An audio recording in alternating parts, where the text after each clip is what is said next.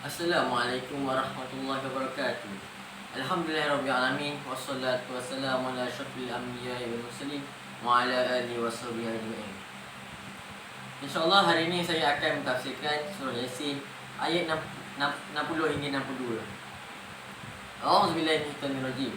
Alam ahad ilaikum ya bani Adam alla ta'budu syaitan innahu lakum aduwwun mubin wa ni'buduni hadza siratun mustaqim wa laqad adalla minkum jibillan katsira afalam takunu taqilun. Surah Al-Azim. Maka aku telah memerintahkan kepadamu hai bani Adam supaya kamu tidak menyembah syaitan. Sesungguhnya syaitan itu adalah musuh nyata bagi kamu. Dan hendaklah kamu menyembahku. Inilah jalan yang lurus. Sesungguhnya syaitan itu telah menyesatkan sebagian besar di antara kamu. Maka apakah kamu tidak memikirkan? Para hadirin dan rahmat Allah sekalian, melalui ayat tersebut dapat dijelaskan bahawa Ibnu Jarir At-Tabari ayat 60 Allah Subhanahu wa taala seakan-akan mengatakan, maka aku telah memerintahkan kalian ketika di dunia untuk tidak menyembah syaitan. Malah kalian taati syaitan dan berwasiat kepada Allah Taala. Untuk kalimat innahu lakum aduwwun mubin, At-Tabari menerangkan bahawa Allah Subhanahu wa taala telah memperingatkan supaya kamu tidak mengikut syaitan.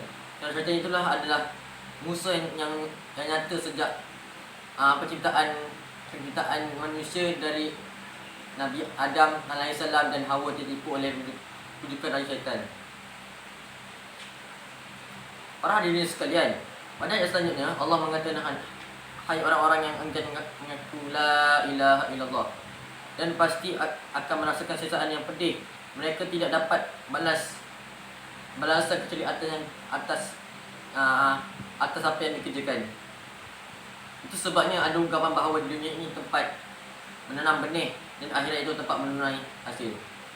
Para hadirin sekalian, penjelasan ke-61 menurut At-Tabari adalah penegasan kembali bagi para penduduk neraka dan seluruh manusia bahawa hanya menyembah Allah Subhanahu wa taala adalah satu-satunya jalan yang lurus. Dan ketaatan dan ikhlas dalam beribadah tidak mengikut kehendak dan penjuran syaitan adalah sebenarnya agama.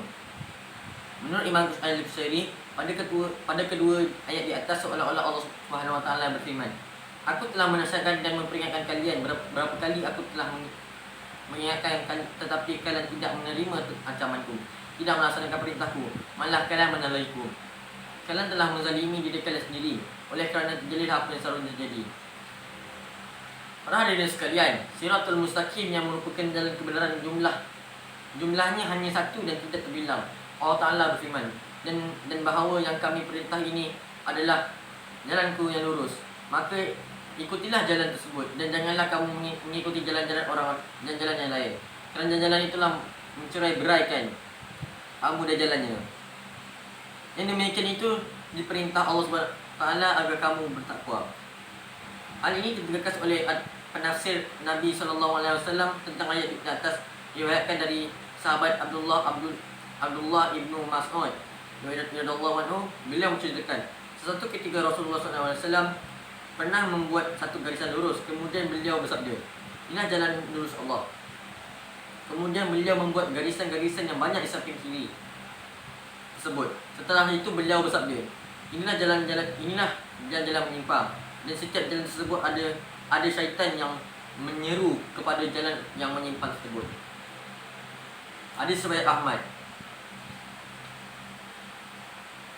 Para hadirin sekalian, justera destinasi hidup ini manusia sangat jelas, iaitu menuju Allah.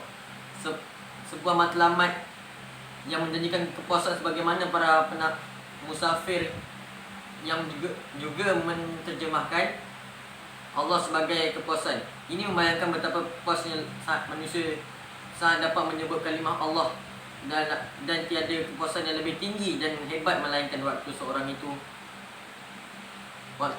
itu kembali kepada Allah. Contohnya para saudara baru yang kembali kepada agama fitrah ini. Sewaktu syahadah dilafazkan, maka Allah memenuhi setiap sudut rongga hatinya. Siratul Mustaqim adalah jalan orang-orang yang telah Allah beri nikmat. Allah Ta'ala berfirman, Siratal ladzina an'amta alaihim, siratal mustaqim, iaitu jalan-jalan orang yang Engkau beri nikmat kepada mereka. Surah Al-Fatihah ayat 6. Lalu siapakah orang-orang yang telah Allah beri nikmat dan dia masuk dalam ayat di atas? Hal ini dijelaskan oleh firman Allah SWT yang lain dalam ayat yang lain. Dan barang siapa yang mentaati Allah dan Rasulnya, mereka akan terus bersama-sama dengan orang-orang yang dianugerahi nikmat Allah Subhanahu Wa Taala, yaitu para nabi, para siddiqin, orang-orang yang mati syahid dan orang-orang soleh. Dan mereka itulah teman yang sebaik-baiknya. Surah An-Nisa ayat 69. Para hadirin sekalian, seorang muslim dianjurkan untuk sentiasa istiqomah dalam menjalankan perintah Allah Subhanahu Wa Taala dan jauhi larangannya. Sebab amal kebaikan yang dijalankan dengan istiqomah akan mendatangkan banyak keutamaan di sisi Allah.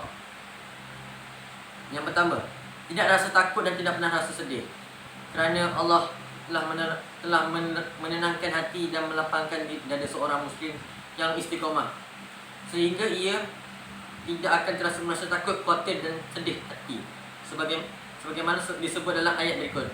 Sesungguhnya orang-orang yang berkata, Tuhan kami adalah Allah, kemudian mereka tetap istiqomah, tidak ada rasa khawatir pada mereka, dan mereka tidak pula bersedih hati. Kedua, mendapat balasan syurga. Seorang muslim yang istiqomah di jalan Allah akan dapat mendapat balasan syurga. Ini kerana istiqomah keutamaan besar sebagai jalan Allah SWT dalam surah Al-Ahqaf ayat 14.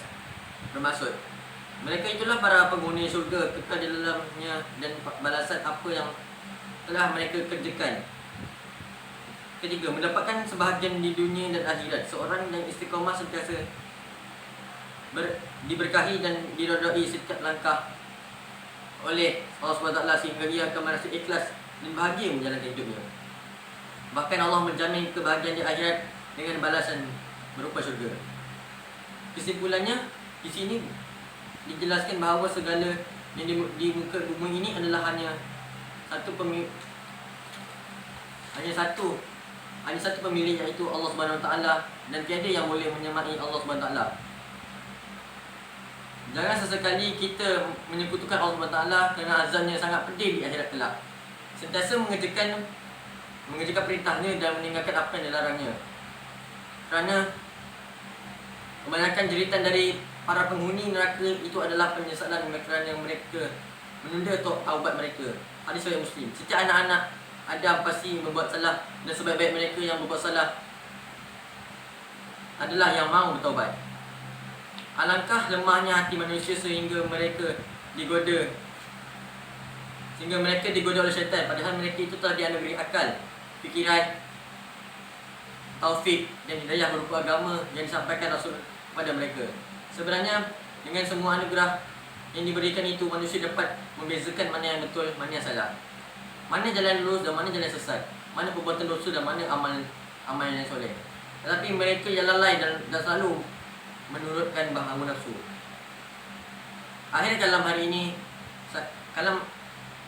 dari saya, jadilah insan yang beramal soleh dengan melaksanakan perintah Allah Subhanahu Wa Taala berdasarkan Al-Quran dan Sunnah. Sekian dulu dari saya. Wabillahi taufiq wal hidayah. Wassalamualaikum warahmatullahi wabarakatuh.